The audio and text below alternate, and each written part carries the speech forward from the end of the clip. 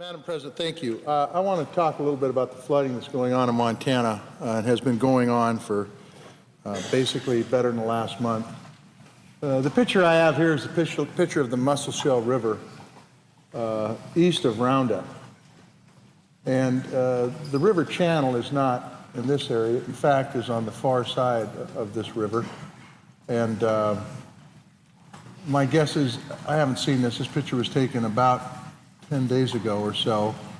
But my guess is that it's still flowing like this. And for a number of reasons, and I want to address it in my speech today.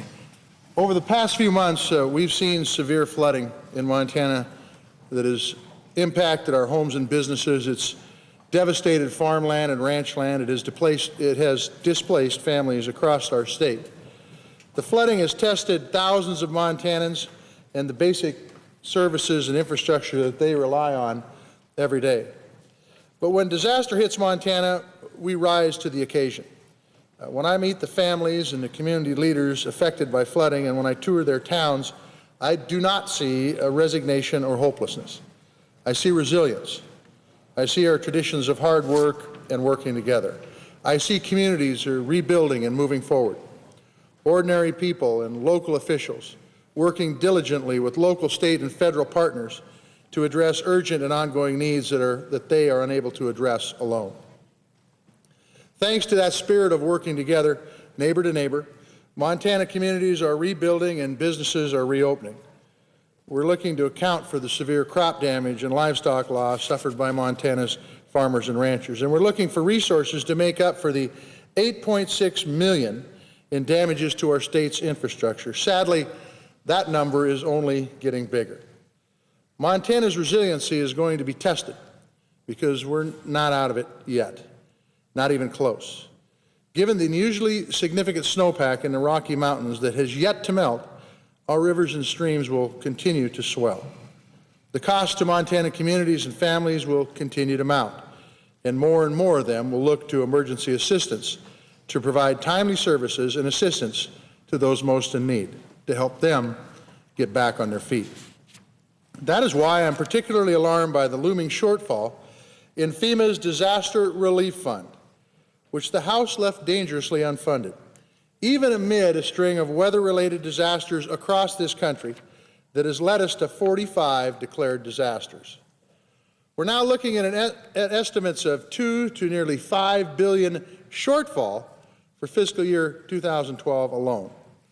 The total need is estimated to be as much as $6.6 billion. Montana is still tallying up the damage.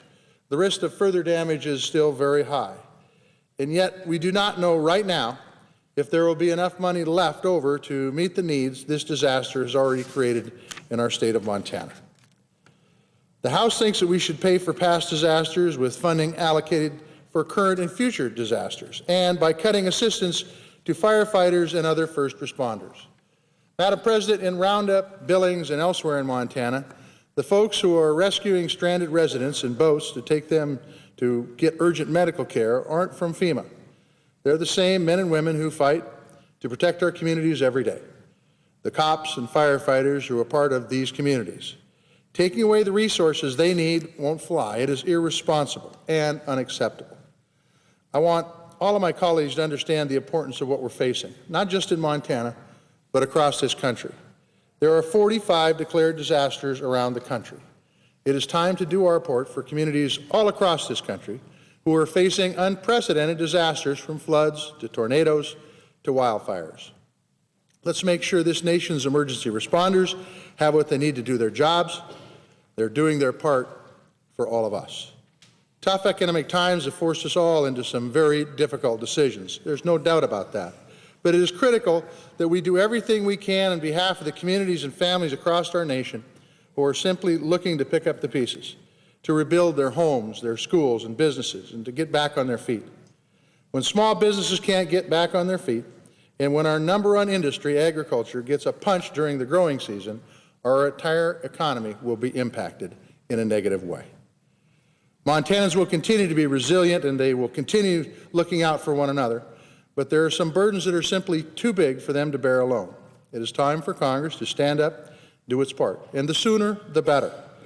I look forward to working with Chairman Landrieu and Ranking Member Coates on the Homeland Security Appropriations Subcommittee to make sure that no community in Montana or anywhere else in the country is left wondering if the government will make good on a commitment to help them rebuild. With that, Madam President, thank you very much. I yield the floor.